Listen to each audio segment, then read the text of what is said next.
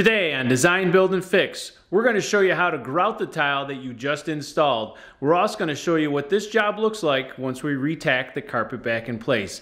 And one more surprise for you at the end, we're going to show you what this tile job looks like with the new Brazilian Cherry Hardwood floors installed. So, let's jump right into the video.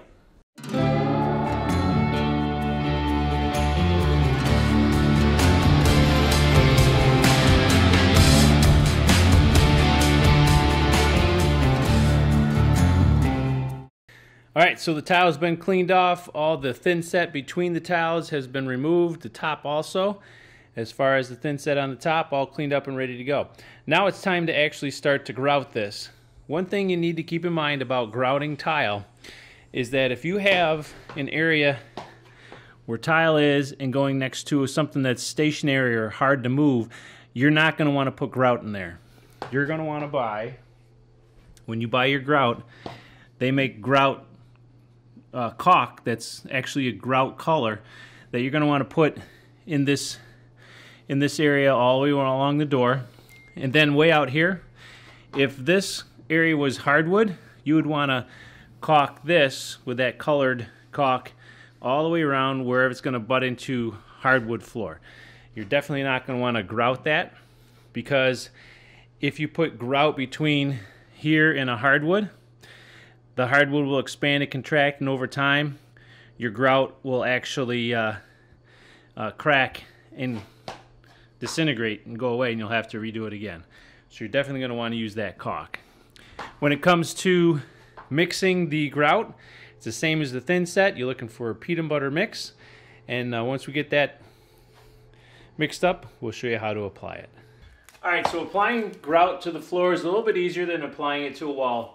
At least that's for me. Some people may have it the other way. But one of the big things you want to understand about putting grout on is that you have to use a grout float. And when you use that grout float, your final pass needs to be 45 degrees to the grout line.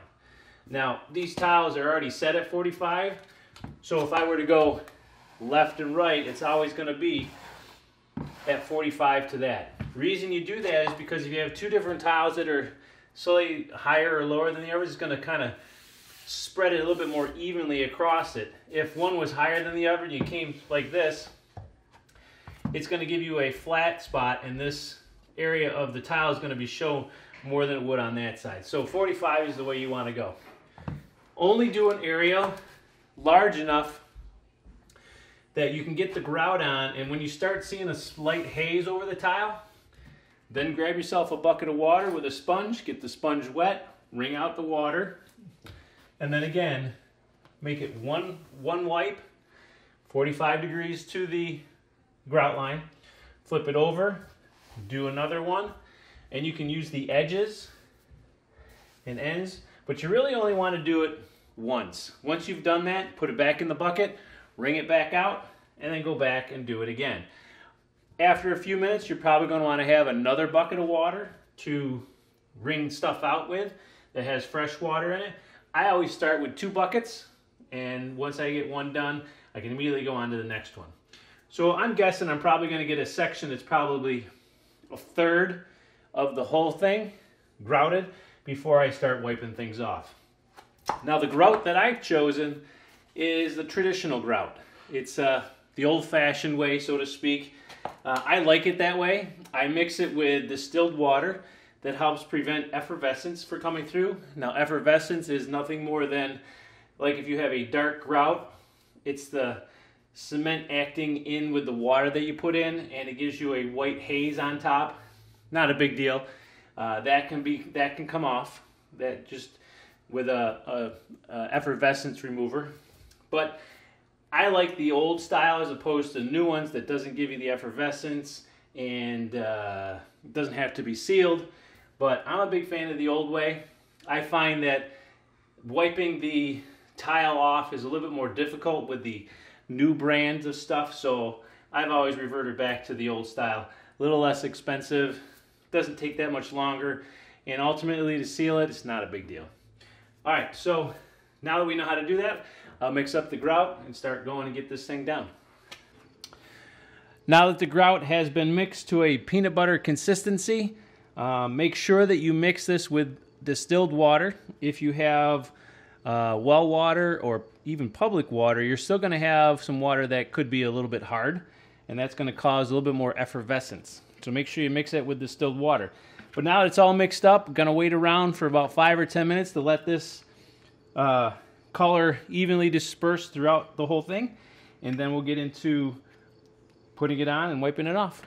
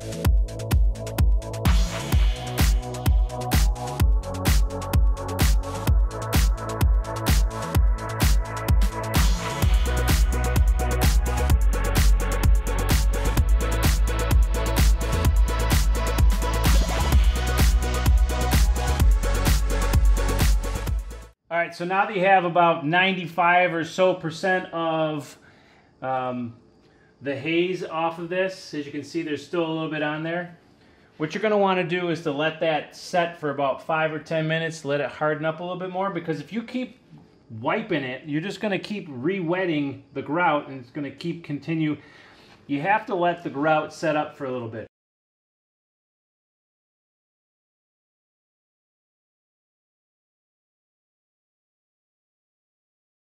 I went through and did it once, I did it twice on each section, and that's about where I want to leave it. Got a little bit more on there, but you're going to want to let that set up a little bit before you go through and wipe it again with a clean bucket and a clean sponge. Alright, now it's time to put our caulk between our door and our tile. Goes down just like any other caulk. You're going to put it down, wipe it off, but one thing I would highly recommend is, because a lot of times it's silicone based, grab yourself a cup with a little water in it, stick your finger in it, and help slide it across and less comes off on your finger. So we'll see how this comes out.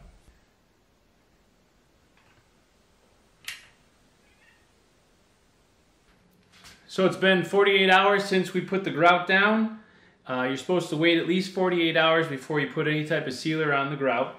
It's cured to the point where we can put the sealer on. You want to make sure that the grout is fully dry, as far as no water being on it. It is cured, but you want to make sure there's no water setting on it, and make sure that that's dry. The sealer that we're going to use is this one. We buy that at Home Depot. It's relatively good. You're going to need a throwaway pan, or a pan that you want to keep and just clean it out. A relatively cheap, inexpensive brush. All you're going to do is wipe it onto the grout lines. If you get any on the tile, you can let it set there for 5 or 10 minutes, but you're going to want to wipe that off because you don't want it to set, because it'll haze over. You're going to do this, and you can put another coat on in another half an hour. After about 2 or 3 coats, once it's a half hour after the last coat, you're going to want to put a little bit of water on it, just a couple drops, to see if it beads up. If it beads up on the grout, that means it's fully sealed and you're not going to have any issues. If it penetrates into the grout, you're going to want to put another coat on. So you're going to keep that going until water beads up and doesn't go into the grout. Probably, my guess, anywhere between 3 or 4 coats should be enough to get this sealed, and you won't have any staining issues. So this is how it goes down.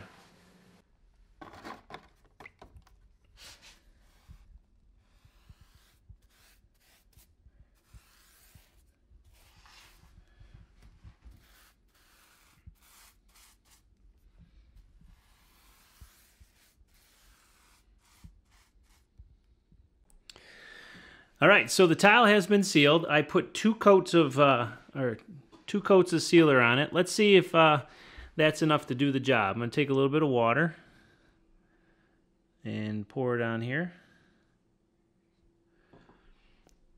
As you can see, it bubbles up. All right, you see how that water is just sitting there and it's not absorbing into that grout? That means it's well sealed. So that means no water will sit, it'll just sit there, so will the dirt, and the dirt will come right off. All right, the next step is to get this carpet tacked back down. The easiest way to do that is to tuck it under, flush with your tile, then take a narrow crown stapler, like you're going to put Luan down on the floor, and then brad that down, and then take a little bit of a pick or something and pull the threads through so you don't see the top of the staple.